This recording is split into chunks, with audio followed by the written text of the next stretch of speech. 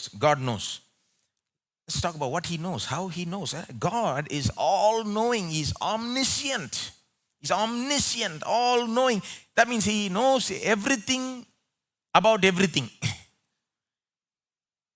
God's knowledge, we can put it in threefold in this way. God's knowledge is vast. God's knowledge is specific. God's knowledge is personal. God's knowledge is vast, and at the same time, it is specific down to the last detail. And it is also personal, which means he knows you. He knows you, right? Let me say it a different way. God's knowledge is wide. God's knowledge is deep. And God's knowledge is personal. Let me just briefly explain those three and then we will apply that. How vast, how wide is God's knowledge? The scriptures teach this, Psalm 147 verse 4. Most of the scriptures we'll read today are familiar verses, but nevertheless, we all need a reminder. Psalm 147 verse 4. He determines the number of the stars. He gives to all of them their names. We have difficulty just remembering names of our acquaintances and so on. Right? Here it's talking about the names of stars, the number of the stars. Do you know how many stars there are? Have you ever thought about how many stars are up there? How many stars are there in the universe? Abraham was asked by God once, look at the sky. Can you count the stars? Can you number them? Your seed, I will make your seed like the stars of the sky, God said. People have tried to number them. People have tried to count. Scientists have tried. But they have not really counted because they can't. It's impossible to count the number of stars in the universe. But they do give an estimate. And the estimate I saw is 100 billion. 100 billion stars, they say, must be there. That's their good estimate. The thing is, God knows exactly the number. And not only that, he calls them by their name. He gives to all of them their names, it seems. He has a name for each star. He calls the star by name. Amazing. How vast, how wide is his knowledge? It spans the entire existence. Every star is known by him, numbered by him, named by him, called by its name. The verse 5 says, the next verse, great is our Lord and abundant in power. His understanding is beyond measure. That's what we're talking about. His understanding, his knowledge. His understanding is beyond measure. You cannot measure it. Omniscient. Understanding and knowing all. It's so vast. His knowledge is so wide, so vast. But at the same time, it is very specific. He knows everything, but at the same time, if you take anything, he knows it down to the last detail. He knows every little detail about everything. Matthew chapter 10, Jesus talks about how God knows things down to the last detail. Matthew chapter 10, verse 29. Jesus is talking to people who are afraid and worried, and he says, are not 2 sparrows sold for a penny? Matthew 10, 29. Are not 2 sparrows sold for a penny, for 1 penny? The penny, what is translated a penny here, is the smallest, they say it's the smallest coin value. They didn't have notes back then, coins. So it was the smallest valued coin, right? There's nothing smaller, no smaller unit than that. That's the smallest. And the sparrows in those days had such a low value that it did not even sell for 1 sparrow per penny.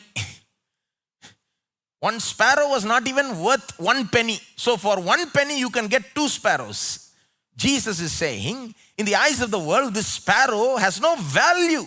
No value, so much so that for 1 penny, you can get 2 sparrows. Even 1 sparrow is not worth the smallest coin. It's worth only half that.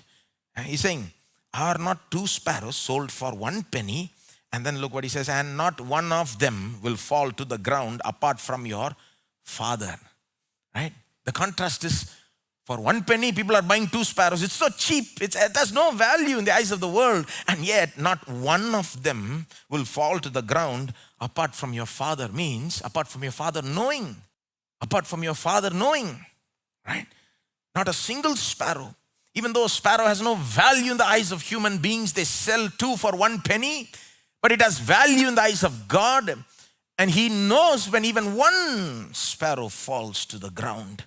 This God who knows all the stars in the universe and numbers them and counts them and gives them names, He also knows when 1 sparrow falls to the ground. He knows in detail, down to the last detail. God's knowledge is vast, wide, at the same time specific, down to the last detail, deep. And this wide and deep, vast and specific knowledge is directed towards you. His knowledge is personal. His knowledge is personal. Personal relates to me, right?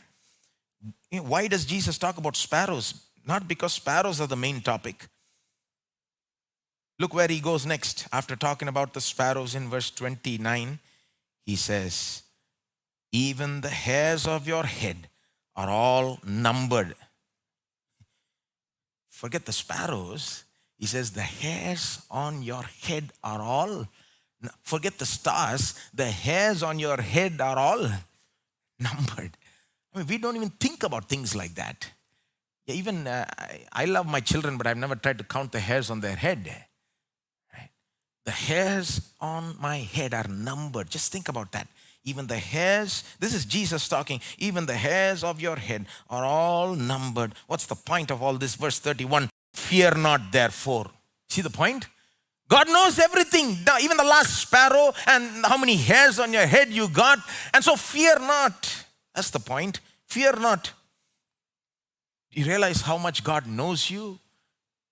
Let me remind you, Psalm 139, verse 1 to 4. Wonderful psalm talking about God's knowledge of us, how He knows us. Psalm 139, verse 4. Look at this. Let's read it. O Lord, you have searched me and known me.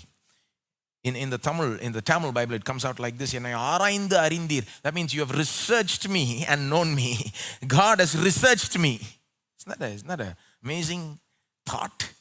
God has researched you. That means He knows every little thing about you. He searched you and known you. You have searched me and known me. You know when I sit down, when I rise up, you discern my thoughts from afar. You are over there, but yet you know what I'm thinking out here, you know. Verse 3, you search out my path and my lying down and are acquainted with all my ways. You know everything about me, all my ways.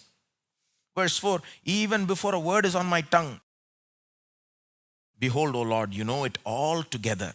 You know everything. Even before I utter a word, you know the next word I'm going to speak and the word I'm going to say tomorrow. You know everything. So vast and specific is His knowledge toward us. So wide and deep is His knowledge toward us. He knows us like that, widely, everything there is to know about us. And He knows us deeply, specifically, down to the last thought, down to the last word. You know, they say there are thousands of thoughts that run through our head every day. Thousands, every day. Even we forget. But God knows every last thought, every last word. It's amazing. His knowledge is wide and it is deep and it is personal. He knows me. He knows me. Now, how does this make a difference for us in the days that we're living in today? How does this help us face our challenges and so on? You know, when we're going through difficult circumstances in life, sometimes we feel like nobody knows what I'm going through. You had that feeling? Nobody knows what I'm going through, but the truth is God knows.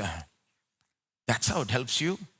Maybe nobody else knows. It's possible for nobody else to know it. I guess that's possible, but God knows, and that's what counts. The most important person in the universe knows what you're going through. Because He knows everything there is to know about you.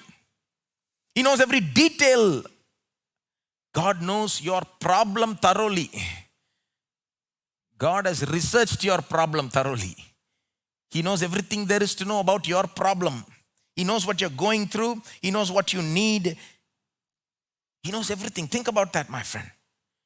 When you realize that God knows what I'm going through, that itself will give you some comfort. Not only comfort, it will give you some strength and it will give you some hope. When you realize that God knows deeply what you're going through, that itself will give you comfort, strength, and hope.